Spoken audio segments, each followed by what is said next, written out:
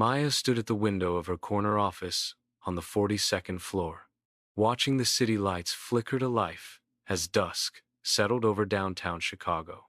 For 12 years, this view had been hers, a symbol of everything she'd worked for, everything she'd become. The coffee maker in the break room knew her order by heart. The security guard greeted her by name every morning, and her desk drawer still held the Employee of the Year plaque from 3 years ago. But tonight, in the cardboard box beside her feet, lay the remnants of those 12 years. A coffee mug that said, World's Best Marketing Director, a framed photo of her team at last year's company retreat, and that plaque that suddenly felt heavier than it should. The email had come at 2:47 p.m., restructuring, difficult decisions. Your contributions have been invaluable. By 3:15 p.m., she was packing. Maya had always believed that if you worked hard enough, if you were loyal enough, you'd be safe. She'd built her entire adult life on that foundation, and now that foundation had crumbled beneath her feet, like sand slipping through her fingers.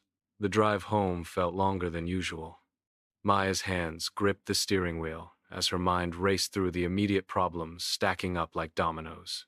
The mortgage payment was due in 2 weeks. Her daughter Emma's college tuition bill would arrive next month.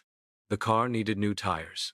Her mother's medication wasn't cheap. And beyond the money, there was something deeper, a loss of identity that made her chest feel tight.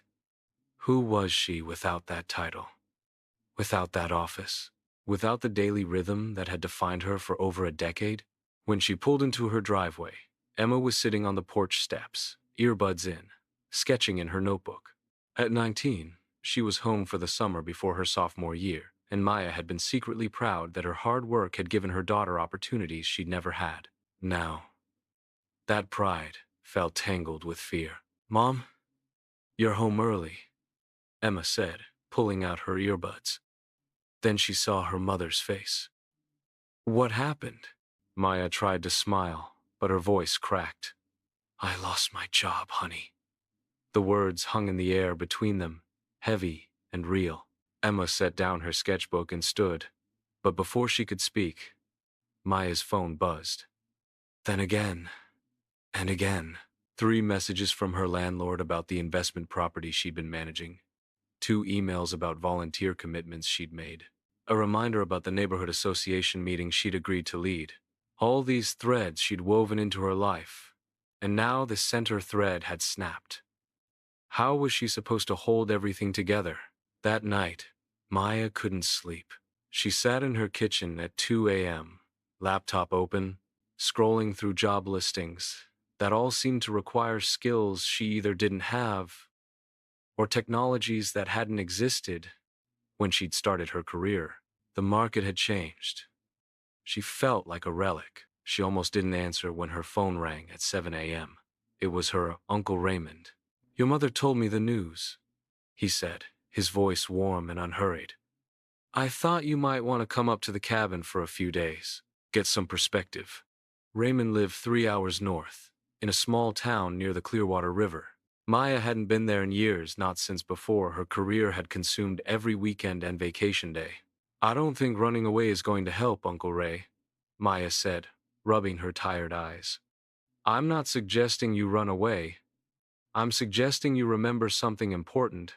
Just come for the weekend. Bring Emma." Something in his voice made her agree. The cabin was exactly as she remembered weathered wood, a porch that overlooked the river, surrounded by pine trees that filled the air with their clean, sharp scent.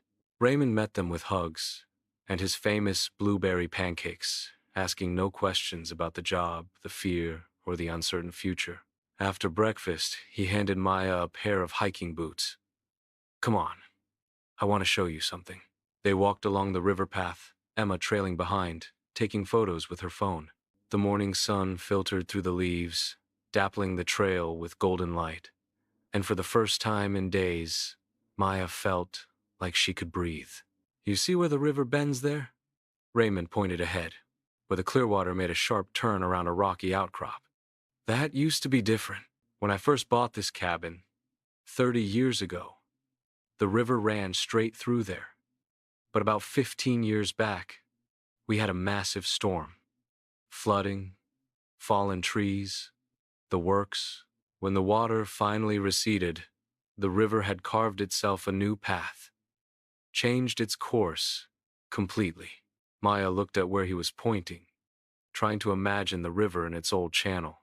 At first I was upset, Raymond continued, his hands in his pockets as they walked. I had fishing spots I'd been going to for years, knew exactly where the trout liked to hide, had my favorite place to sit on the bank. All of that was gone, just like that. What did you do? Maya asked quietly. I had a choice. I could spend my energy being angry at the river for changing, or I could learn the new course, discover new fishing spots, find new places to sit. And you know what I found? He stopped walking and turned to face her. The new river was just as beautiful as the old one. Different, yes, but there were pools I'd never seen before, rapids that made the fish stronger and more interesting to catch. The river didn't change to hurt me. It changed because that's what rivers do. They adapt to the landscape. They find the path of least resistance. They keep flowing. Maya felt tears prick her eyes. I'm not sure I know how to find a new path, Uncle Ray. I'd gotten so comfortable in the old one. That's the thing about comfort, he said gently. It makes us forget that we're capable of adapting. You think you can't, but you've already done it before. You went to college when no one in our family had. You moved to a new city where you didn't know anyone. You became a mother and learned how to balance everything. You've changed course before, Maya. You just forgot. Emma caught up to them, her sketchbook tucked under her arm. Mom, you should see the river from up on that rock.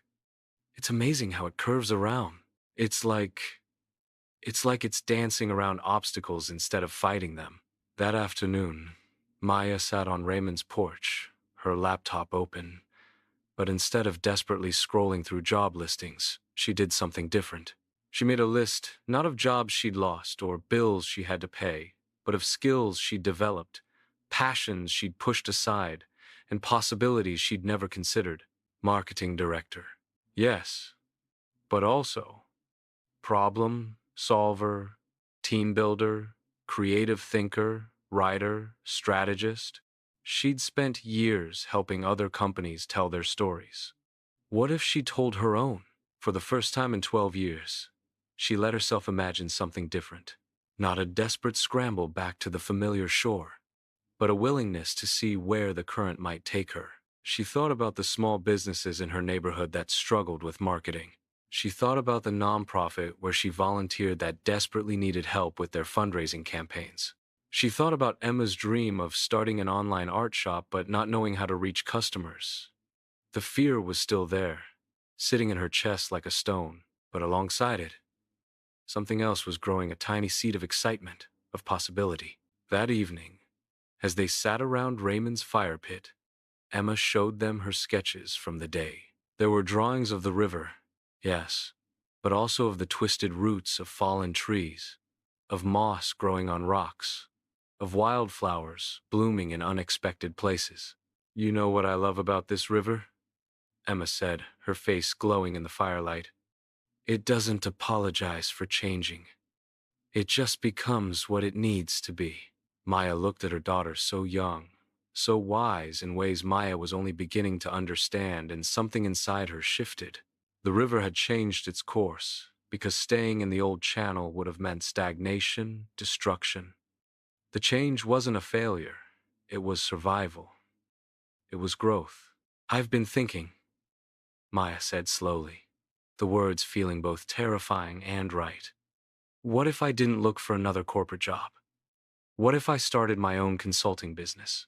Small businesses, nonprofits, people who need marketing help but can't afford big agencies. Emma's eyes lit up. Mom, that's brilliant. You could work from home, set your own hours, choose your own clients. It's risky, Maya said, but she was smiling. It's not the safe path. Raymond poked at the fire, sending sparks spiraling into the night sky. The river isn't safe either, but it keeps flowing. and it takes the whole landscape with it, nourishing everything along its banks. 3 months later, Maya stood in her home office, the one she'd created in what used to be a spare room, and smiled at her calendar. 3 client meetings this week. A proposal due Friday for a local bookstore that wanted to expand their online presence. A consultation with a youth mentorship program. And on Saturday, she was helping Emma launch her online art shop. The money was tighter than it had been. She'd had to have honest conversations with Emma about budgeting, about scholarships, about what they could and couldn't afford. But those conversations had brought them closer, not driven them apart. Emma had gotten a part-time job she loved, had started appreciating the value of her education in new ways. More importantly, Maya woke up each morning with a sense of purpose that had been missing for years. She wasn't building someone else's dream anymore. She was building her own, and along the way, she was helping others build theirs. She'd gone back to visit Raymond's cabin the week before, standing on the riverbank, watching the water flow confidently along its new course. She'd understood something profound. The river didn't grieve its old path. It trusted its ability to find a new one. That night, Emma asked her mother if she regretted losing her corporate job. Maya thought about it honestly. "You know, I regret the way it happened. I regret the fear and uncertainty. But I don't regret where it led me." Sometimes we cling so tightly to what we know that we can't see what we could become. The river changed its course, and at first, I thought that was the worst thing that could happen. But maybe it was the best thing. Maybe I needed my whole landscape to shift so I could discover parts of myself I'd forgotten existed. She looked at her daughter, at the young woman who'd watched her mother fall apart and then rebuild herself. Life is going to change on you, Emma. Jobs will end, relationships will shift, plans will fall through. That's not a bug, that's a feature. The question isn't whether the river will change its course. The question is whether you'll have the courage to flow with it, to find the new path, to trust that you can adapt and grow and become something even more beautiful than before. Outside the window, the city lights flickered in the darkness. But Maya wasn't looking at them with longing anymore. She was looking ahead to where her own river was flowing, confident that whatever bends and curves lay ahead, she had the resilience and flexibility to navigate them all. The river had changed its course, and so had she.